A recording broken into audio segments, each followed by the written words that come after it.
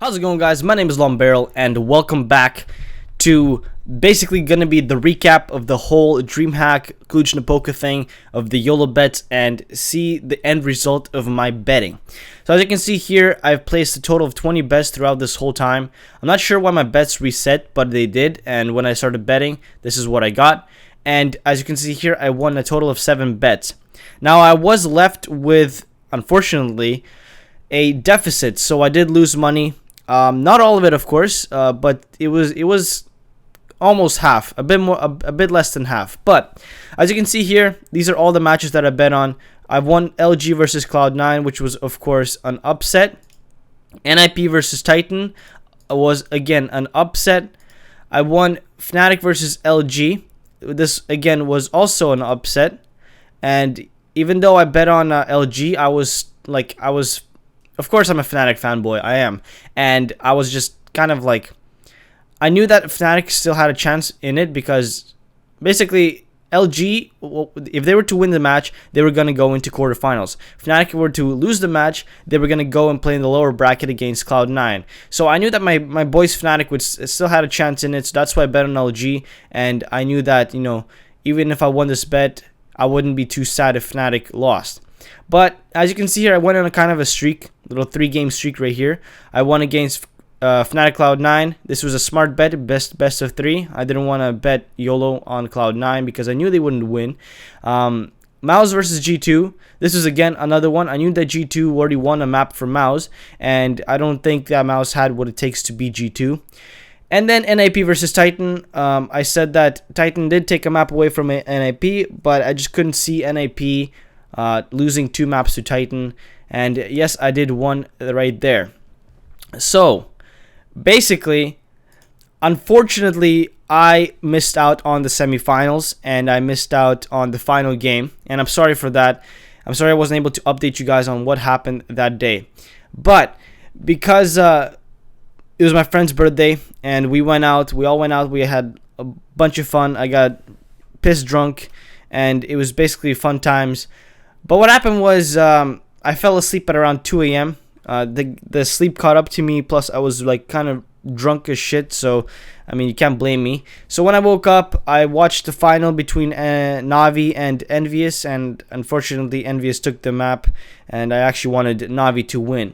But I believe I didn't update you guys on the stuff that happened during the finals. No, not the finals. There was the quarterfinals. Yeah, I didn't update you guys on the quarterfinals. So it was CLG versus Navi. This was actually, this was the last. Never mind. This is the last qualifiers, right? So if you get into the quarterfinals, so I believe I did update you guys on this one. But remember when I said that I was gonna bet on Fnatic versus Envious because Fnatic had a really good odds. Fnatic had like 35%. Envious had like 65%, right? So the reason why I bet on Fnatic, I bet $20 on Fnatic. I was gonna get a pretty reasonable return back, and unfortunately, what happened was it just didn't turn out. It didn't happen for me. I was traumatized. My boys Fnatic were kicked out of the tournament because of Envious, and it was just not fun times for me because I just lost money and my favorite team got knocked out. So what do? You try and get a revenge bet. Yes, I put a revenge bet on Virtus Pro, and I put like $56. I went all out. If you guys want to see what I did, go into my Twitter. I'll actually leave the link to that tweet in the comment section, or no, in the description. I'll just show you what I bet on them, and it was not fun times because G2 took it in 2 maps. It was such a stressful round for me. Like my heart was beating throughout the whole match. It was unbelievable. But as you can see here, I bet this much. And then I bet this much on G2.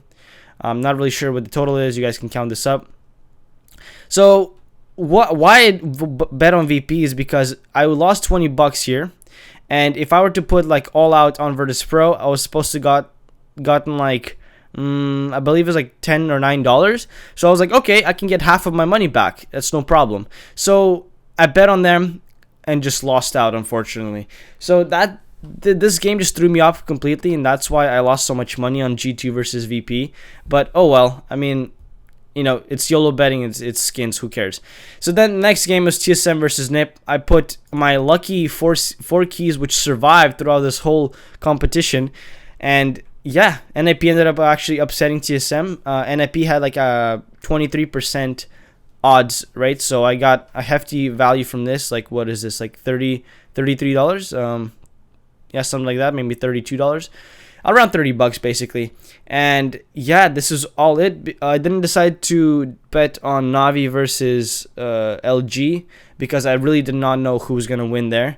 And yeah, that's basically what I was left with. Unfortunately, I cannot show you what I was left with because I returned a bunch of my other crap, but I did have these skins left over, which is the keys, and I had these skins left over, and I had a bunch of like, you know, small items here. If we go into my bets, I'll show you.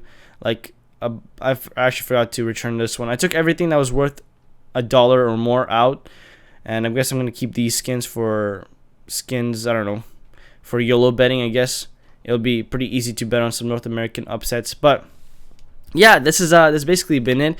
So what did we learn from this whole YOLO betting experience? Well, one, YOLO betting doesn't work. Like, no matter how much you place, or where on who you place, it just doesn't work. It's such a big gamble. It's like it's a 50-50 bet every single time. It could go in someone else's favor, it could go in your favor. But second thing we learned is that never to bet on a team that you want to win. So if you favor a team a lot, don't bet on them just because they're your favorite team. Bet smart. Look at the odds. Who has the more odds of winning? If you just have to accept the sad truth that your team might lose in that situation, or just don't bet on that team at all and enjoy the match for what it is. And the third, I guess, I don't know, this is not really a third thing we learned, but I guess it's just, kind of bet smart. Do your research. Put all of the knowledge you can into the bet, and that way you'll make sure that you'll stay on top and not lose out on your money. And I guess for the fourth tip, or fourth that we learned, is just don't gamble. I mean, this is fun because it really makes matches a lot more entertaining to watch than just sitting there watching them. I probably would not have lasted this long throughout DreamHack, just staying up all night. Basically, if I didn't bet, I would probably just go to sleep and just wake up and see what the result was. But because I bet on so many matches, I was actually able to stay up all night and entertain myself throughout these matches, and it was fun while it lasted. It sure was. I cannot wait for the next major, maybe next year for May or something. Like, if there's another like ESL 1 Katowice or something, might actually go there, buy a ticket, fly out to Europe. We'll see. Hopefully I can actually have a chance to meet some of you guys there.